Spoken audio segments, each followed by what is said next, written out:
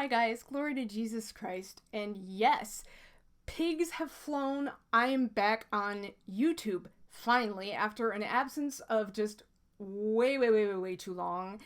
Um, if I were to sit here and talk about the various reasons for that absence and to catch you guys up on everything that's happened in the past, coming up on 2 years now, by the time I was done with the video, we would all be too old to YouTube. So,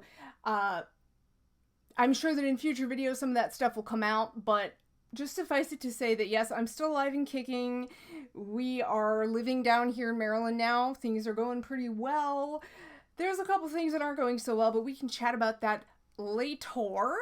But in the meantime, I am back, and for those of you that have sent messages just being like, hey, are you dead in a ditch somewhere?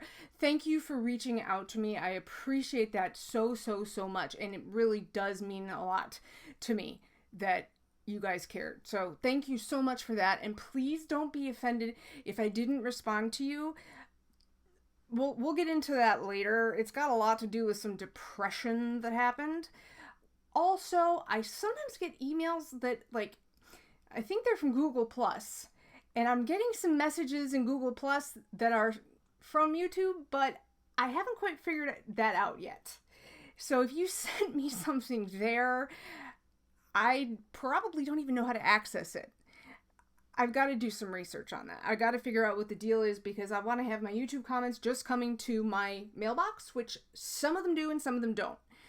Why is anybody's guess. But, so why the heck am I back on YouTube all of a sudden? Well, it's kind of random, you guys. A couple days ago, I got a message from somebody, very lovely message. This is one of the messages that did come through. And they wanted to know about, would I sell one of the letters that I received from Richard Ramirez, the Night Stalker, the serial killer. He died a couple years ago, and this person was like, I collect serial killer letters. Unfortunately, Richard is dead. He died before I could write him. Would you consider selling me one of your letters? And so I was going to just write them an email back, but then I thought, I have some general comments that I want to make about this, so I'm going to do it in a video instead. And I just have to get this out of the way, you guys, that as we all know, sometimes I can be a little bit blunt, even though I really don't mean to be. And I'm concerned that in this video, I might come off that way, and I might come off as being maybe a little bit rude or a little bit judgmental, which is completely not my intent. So I'm just really asking for some preemptive forgiveness here, because I do not want anybody to feel like chastised or unwelcome on my channel, or just to feel that I'm kind of, I don't know, being a jerk about it, because I really am not trying to. So just please understand that. So we have to talk about two things. We have to talk about the idea of collecting serial killer memorabilia, and then we need to talk about issues specific to Richard Ramirez. So here's the deal. Serial killer memorabilia, it's a big deal. There are a lot of people that collect this stuff. Letters, little trinkets, photos, what have you. Some people collect movie star autographs, some people collect stamps, postcards, some people collect serial killer stuff. And I am uncomfortable with that. And I don't want to participate in that. And I'd like to try to explain why, okay? And again, this is absolutely not a personal knock on anybody who may do this. Please understand that. I'm talking about the phenomenon. I'm not talking about the people. It's about the phenomenon, okay? My concern with it is that it makes it easy to kind of forget why these people are notorious. We're not talking about somebody who got in a bar fight. We're not talking about somebody who did something embarrassing on national TV. We are talking about people that have done things that are just unconceivable for hopefully most of us. And it is very easy, because the victims are dead, to focus so much on the serial killer that it's almost like it becomes divorced from the victim and divorced from what they did. Have you noticed that I don't know anybody that collects photos or memorabilia from the victims? And I would imagine that one of the big reasons why is because, they would say, well, gee, that's really disrespectful of the victim and of their family and their loved ones, which I would agree. But I kind of feel the same way about collecting the serial killer stuff. I don't believe that anybody means to hurt the victim's family, for example, by collecting memorabilia. They don't wake up in the morning and go, hey, I want to really be insensitive. But in my opinion, anytime we're talking about someone who has committed these serial crimes, that we must always remember the horror, and it should be unpleasant, and it should be horrifying. It should be stomach turning. A couple days ago, this was shortly before I got this message about selling one of Richard's letters, I saw a crime scene photo of BTK, Dennis Rader. He was a serial killer from Kansas he had this stretch of it was over 10 years, and he was going into houses and strangling people and shooting them, and he had all kinds of sexual things that were happening. It was awful.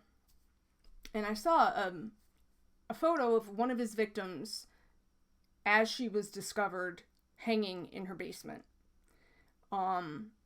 unclothed from the waist down, and she was a child.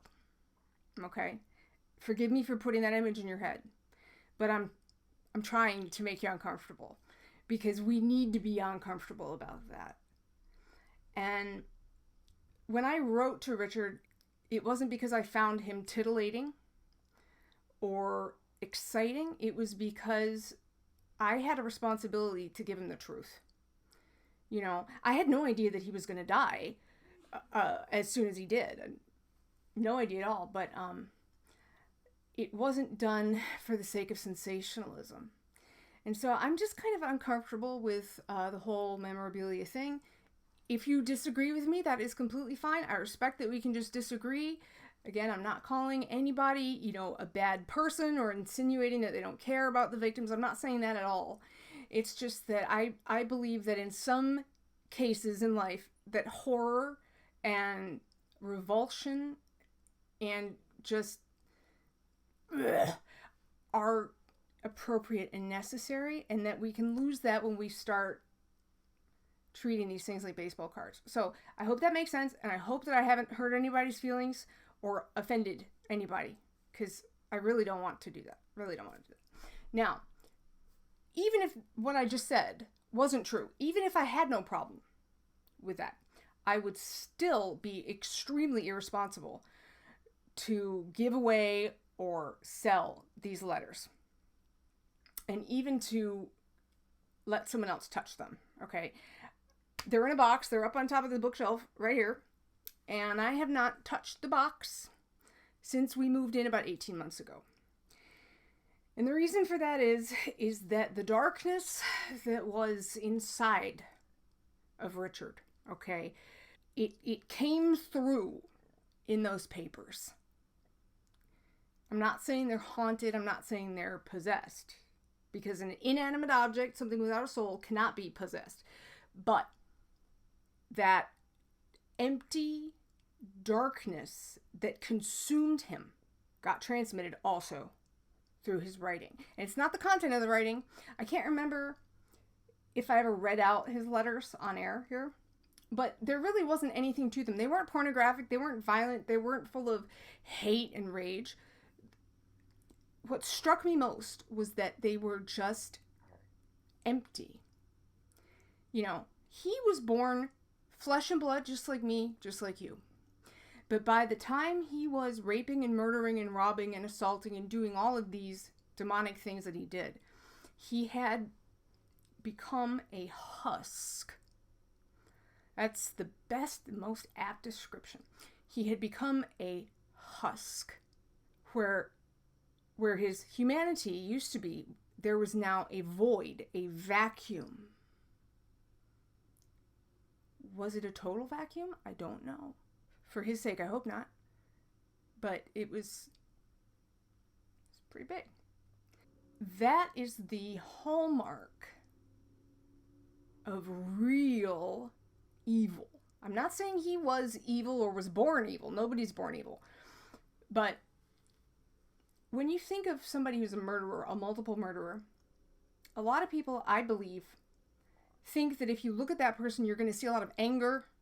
You're going to see maybe some kind of drug-fueled frenzy. You're going to see some kind of like passion or wildness or craziness in their eyes. That's not true. When you really get down to the worst of the worst, when you look at them, what you see is nothing. There's nothing behind the eyes.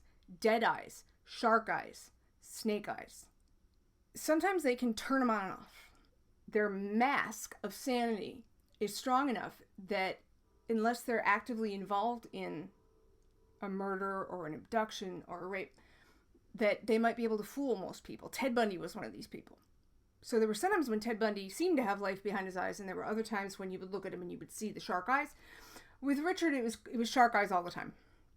And if you know what he did, it's not hard to see why. So it's that kind of utter base darkness that is attached to these documents. Okay? And I will not even open that box until such time as I really feel I have to. And there will be a lot of prayer beforehand. There will be the sacrament of confession. There will be the reception of Holy Communion. There will be holy water flying everywhere. Because there's just wrongness in there. There truly is. And I know that if I were to give even one of those letters or one of the pictures that he drew to somebody else, that I would be giving them something that is bringing darkness to them. Demonic darkness. And I'm not going to do that to you. So that's why some of you all are going to be going, yes, preach. And some of you are going to be going, oh my gosh, she crazy. And that's okay. That is fine. I'm not expecting everybody who sees this video to agree with me instantly. I'm really not. But just think about it. Think about it. And know that, when you decide to step into this arena and you're dealing with people who are, for example, on death row and who have done these truly horrific things, that there are spiritual risks because you may never meet them. You may never even talk to them on the phone. You may never touch them. That's almost certain. You'll never touch them. Even if you were to visit them in person, you'd be behind glass. But the darkness is still there. That's the best way I know how to say it. So I hope that made some kind of sense to some of you guys. And that's all I have for right now. See, now that I've kind of gotten back on the horse and I'm talking, I'm like, well, I don't want to shut up. I have so much other stuff to say, but not in this video. I don't. So, guys, it is good to be back. Please pray for me. I know many of you have been, and I need those prayers. And of course, you have mine, and I will be back sooner rather than later with some more content. So until then, God bless you all, and I will see you later. Bye.